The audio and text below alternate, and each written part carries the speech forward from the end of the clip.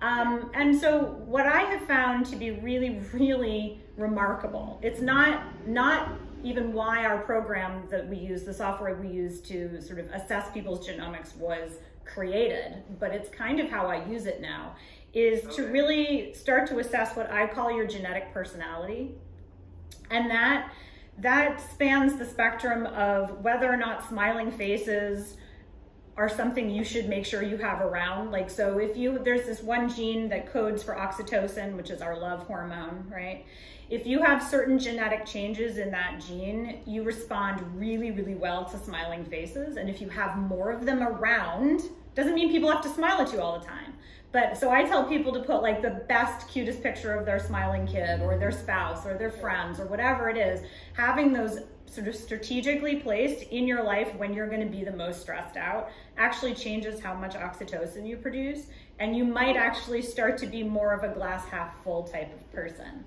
So there's all sorts of things that if you understand sort of the way in which you're programmed, you can start to support yourself environmentally in a variety of ways, whether it's the types of food you eat, whether it's what sort of putting smiling faces, your actual environment, sort of choices you make about the type of support you sort of draw to yourself, right? So some people have a lot more predisposition for almost like a PTSD response from social engagement, right? So you might be one of those people who are set up to have that gene, and they do have more sort of like trauma brain associations with just regular social interaction, like saying something weird at a party, right?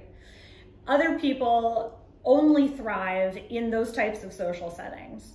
So starting to understand those genomics about yourself, you can be like, well, maybe I'm not like a big gathering party person. Like maybe I need to have more one-on-one dates with my friends.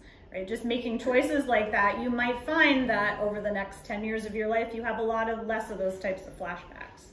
So that's one way that we use sort of the personalized medicine approach to help you sort of revamp your life by understanding who you are, right?